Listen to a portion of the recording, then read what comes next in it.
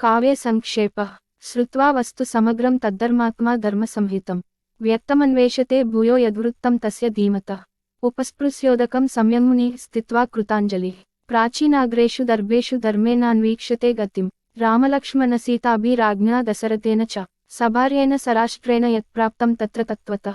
हसितं भाषितं चैव गतिर्या यच्च चेष्टितं तत्सर्वं धर्मवीर्येण यथावत्सम्प्रपश्यति स्त्रीतृतीयेन च तदा यत्प्राप्तं चरतावने सत्यसन्धेन रामेण तत्सर्वं चान्ववेक्षितं ततः पश्यति धर्मात्मा तत्सर्वं योगमास्थितः पुरा यत्तत्र निर्वृत्तं पानावामलकं यथा तत्सर्वं तात्त्वतो दृष्ट्वा धर्मेण स महाद्युतिः अभिरामस्य रामस्य चरितं कर्तुमुद्यतः कामार्धगुणसंयुक्तं धर्मार्धगुणविस्तरं समुद्रमिव रत्नाढ्यं सर्वश्रुतिमनोहरं स यदा कथितं पूर्वं नारदेन महर्षिणा रघुनाथस्य चरितं चकार भगवान् ऋषिः जन्म रामस्य सुमहद्वीर्यं सर्वानुकूलतां लोकस्य प्रियतां क्षान्तिं सौम्यतां सत्यशीलतां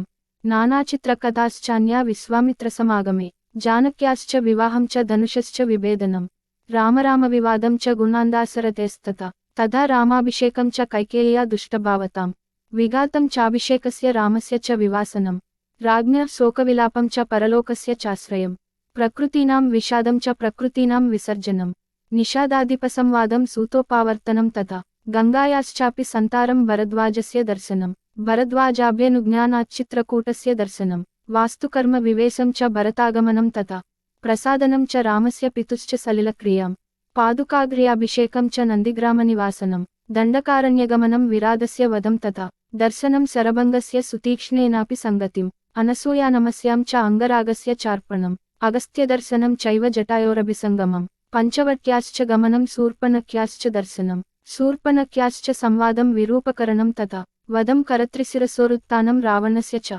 मारीचस्य वधं चैव वैदेह्या हरणं तथा राघवस्य विलापं च गृध्रराजनिबर्हणं कबन्धदर्शनं चैव पम्पायाश्चापि दर्शनं शबरीदर्शनं चैव हनुमद्दर्शनं तथा विलापं चैव पम्पायं राघवस्य महात्मनः ऋष्यमूकस्य गमनं सुग्रीवेण समागमं प्रत्ययोत्पादनं सख्यं वालिसुग्रीवविग्रहं वालिप्रमदनं चैव सुग्रीवप्रतिपादनं ताराविलापं समयं वर्षरात्रनिवासनं कोपं राघवसिंहस्य बलानामुपसंग्रहं दिशः प्रस्थापनं चैव पृथिव्याश्च निवेदनम् अङ्गुलीयकदानं च वृक्षस्य बिलदर्शनं प्रायोपवेशनं चापि सम्पातेश्चैव दर्शनं पर्वतारोहणं चैव सागरस्य च लङ्घनं समुद्रवचनाच्चैव मैनाकस्यापि दर्शनं सिंहिकायाश्च निधनं लङ्कामलयदर्शनं रात्रौ लङ्काप्रवेशं च एकस्यापि विचिन्तनं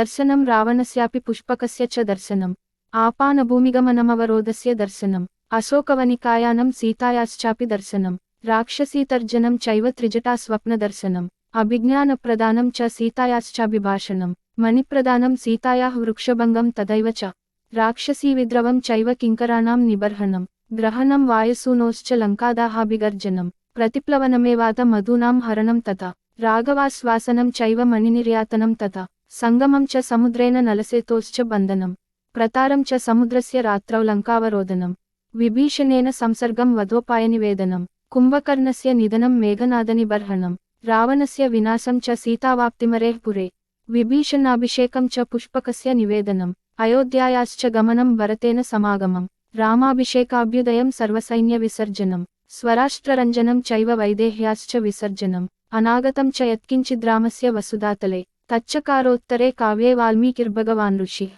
इत्यार्षे श्रीमद्रामायणे वाल्मीकिये आदिकाव्ये बालकाण्डे तृतीयः सर्गः।